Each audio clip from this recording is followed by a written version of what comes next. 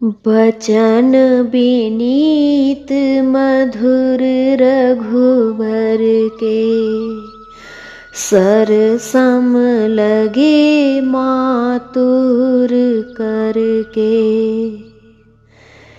बचन विनीत मधुर रघुवर के। वचन का मतलब होता है बच्चों शब्द, कोई वचन कहना। विनीत मतलब विनम्र, मधुर मतलब मीठे, रघुवर मतलब भगवान राम के।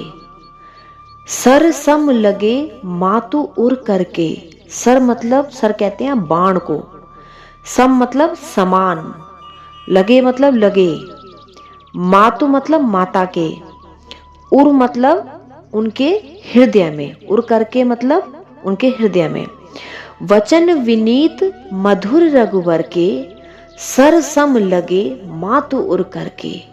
अपने पुत्र राम के इतने मीठे विनम्रता से भरे हुए शब्द भी माता कौशल्या के हृदय में किसी बाण की तरह जाके लगे। बच्चों, एक माँ को अपना बच्चा अपनी जान से भी ज्यादा प्यारा होता है। वो उसे कभी परेशान या दुखी नहीं देख सकती।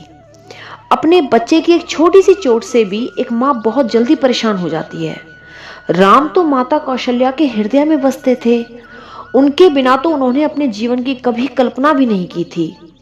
माता कौशल्या ने कभी नहीं सोचा था कि राम जैसे सीधे सरल पुत्र को भी कैकई माता इतने भयानक जंगल में भेज सकती है, वो भी 1-2 महीने के लिए या कुछ महीनों के लिए नहीं, बल्कि पूरे 14 साल के लिए।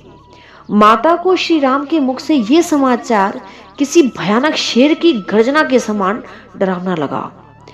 दुख में उनकी आंखों में आंसू भर आए। इस दुख से, इस डर से उनका पूरा शरीर बुरी तरह कांपने लगा। लेकिन माता कौशल्या बच्चों कोई साधारण माता नहीं थी। वो बहुत वीर और साहसी माता थी। उन्होंने अपने मन को थोड़ा समझाया और मन को शांत करके सोचा कि मैं राम को अगर प्रेम की वजह से, अपने प्रेम की वजह से वन जाने से रोकूंगी तो इसका मतलब तो ये हो जाएगा कि मैं धर्म के रास्ते को रोकने का गलत काम करूंगी। लेकिन अगर माता कैकेयी और पिता दशरथ ने राम को वन जाने को कहा है, तो अब राम का भी यही धर्म बनता है कि वो वन को जरूर जाए। लेकिन 14 साल भी बहुत ज्यादा होते हैं। मैं 14 साल तक अपने प्यारे राम से दूर कैसे रह पाऊंगी? ये सोचकर माँ कौशल्या सोच में पड़ जाती हैं कि वो करें तो क्या करें। लेकिन फिर से वो अपने विचलित मन को शांत करती हैं और सोचती हैं कि अगर राम वन को जाते हैं तो भरत तो यही है। राम और भरत में तो कोई अंतर नहीं है। तो जब तक राम नहीं आते तब तक मैं भरत को देखकर जी लूंगी। बच्चों, माता कौशल्या का हृदय इतना विशाल था, कितना बड़ा था कि जिस कैकेयी ने उनके प्यारे राम को वन में भेजने का कठोर दंड दिया था, माता कौशल्या ने उसी कैकेयी के पुत्र भरत को राम के समान माना। उनकी जगह अगर कोई और साधारण स्त्री होती तो ना तो वो राम को वन जाने देती, और कैकेयी से तो वो इतनी नफरत करती कि जिंदगी भर कैकेयी का मुंह भी नहीं देखती।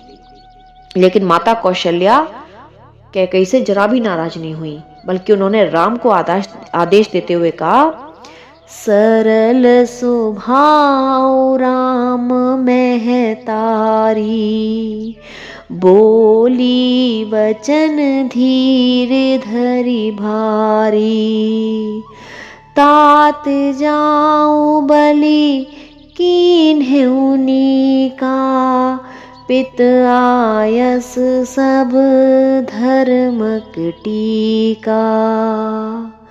सरल स्वभाव राम महतारी। सरल मतलब बहुत सीधी, स्वभाव मतलब स्वभाव, महतारी मतलब माता, बोली वचन धीर धरि भारी। बहुत सीधी सरल स्वभाव वाली श्री राम की माता कौशल्या जी ने बहुत धैर्य रखकर कहा, तात जाऊं बलि कीन्हु नीका। तात जाऊं बलि मतलब हे पुत्र, मैं तुम्हारी बलिहारी जाती हूँ। कीन्हु नीका, कीन्हु मतलब किया, नीका मतलब बहुत अच्छा काम। हे पुत्र, मैं तुमसे बहुत ज्यादा खुश हूँ, तुमने ये बहुत अच्छा काम किया है। पित आयस सब धर्मक टीका। पित मतलब पिता का, आयस मतलब आज्ञा का पालन करना, धर्मक मतलब सभी धर्मों से, टीका मतलब बड़ा धर्म।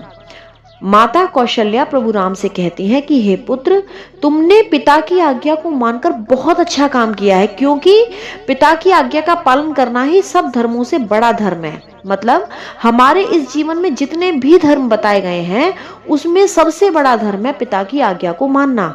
फिर माता कौशल्या कहती हैं, जो केवल पित आयस ताता, तो जन जाहु जान बड़ माता, जो पित मात कहु बन जाना, तो कानन सत अवध समाना। जो केवल पित आयस ताता, जो मतलब अगर, केवल मतलब केवल, पित मतलब पिताजी, आयस मतलब आज्ञा, ताता मतलब पुत्र।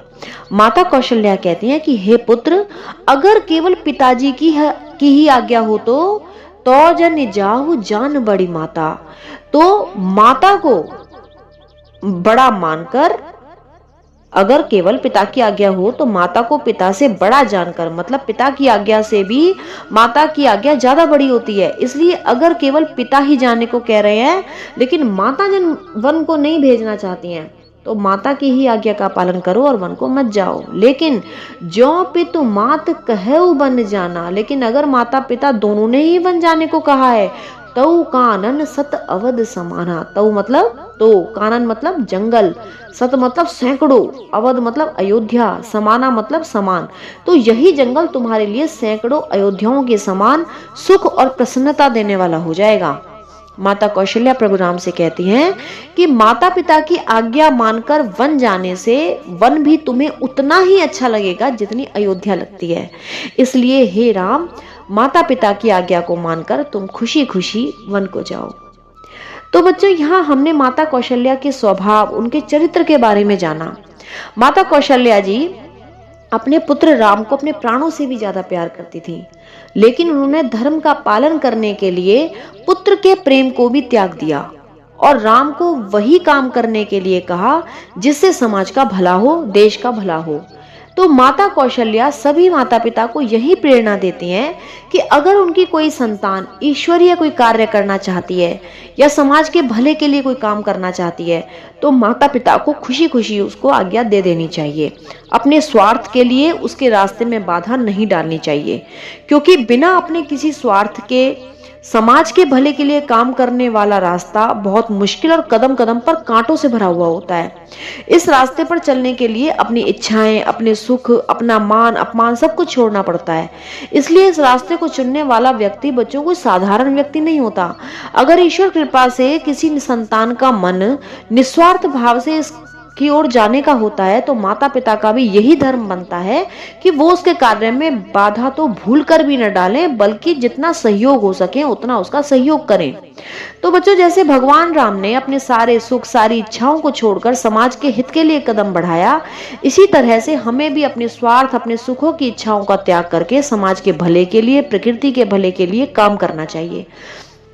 क्योंकि सबके भले के लिए जो काम किए जाते हैं ना, उसी में हमारे मन का सुकून छिपा हुआ होता है, हमारे मन की शांति छुपी हुई होती है। और बच्चों, यही सुख, यही शांति हमारे जीवन की असली संपत्ति है।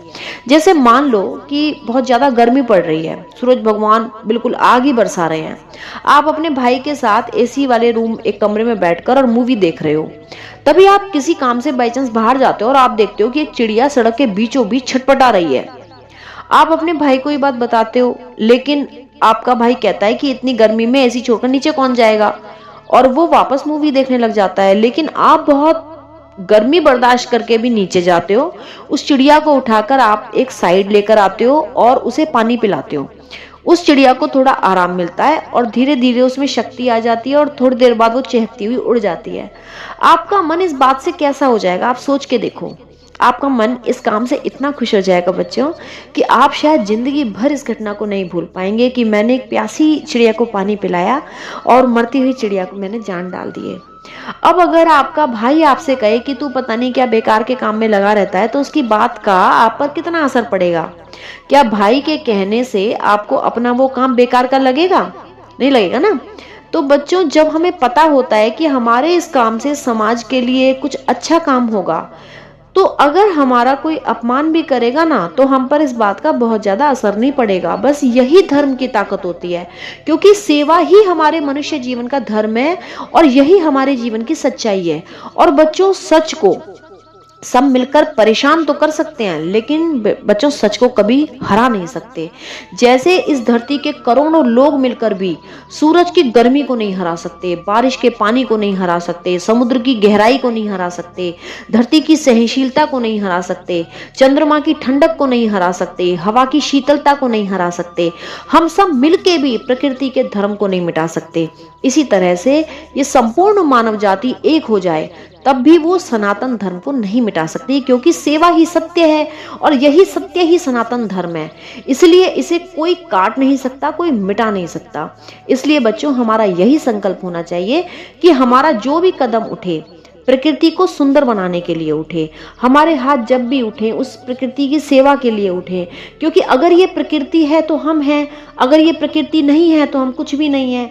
इसलिए पढ़ लिख कर पैसा कमाने की जगह अपने जीवन का लक्ष्य बनाओ कि हम ऐसा कोई उपाय करें जिससे प्लास्टिक के प्रयोग को कम कर सके या खत्म किया जा सके। हम इस बात का संकल्प लें कि हम नदियों को गंदा ना करें, हम हवा को साफ रखें, मतलब अपने हर उस काम को करने से खुद को रोको जिससे प्रकृति को नुकसान पहुंचता है। यही प्रकृति की सेवा है, और ये केवल प्रकृति की सेवा नहीं, ये संपूर्ण मानव जाति की सेवा है। यही सेवा हमारा धर्म है और यही सनातन धर्म है। जो कदम बढ़े मेरा तेरी ओर चले दाता, जो सांस चले मेरी तेरा नाम जपे दाता। हरे राम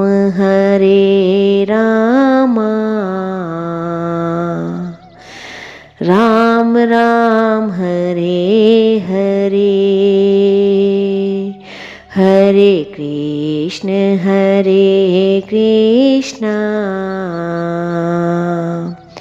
कृष्ण कृष्ण हरे हरे,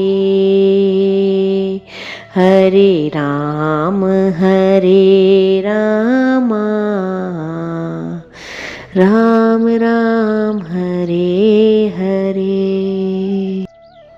जय सिया राम, जय जय सिया राम, जय रघुनंदन जय घनश्याम, जानकी वल्लभ सीताराम, जब बोलो तब राम ही राम, राम संवारे सबके काम, राम करेंगे पूर्ण काम। जय सिया राम, जय जय सिया राम, जय सिया राम, जय जय हनुमान।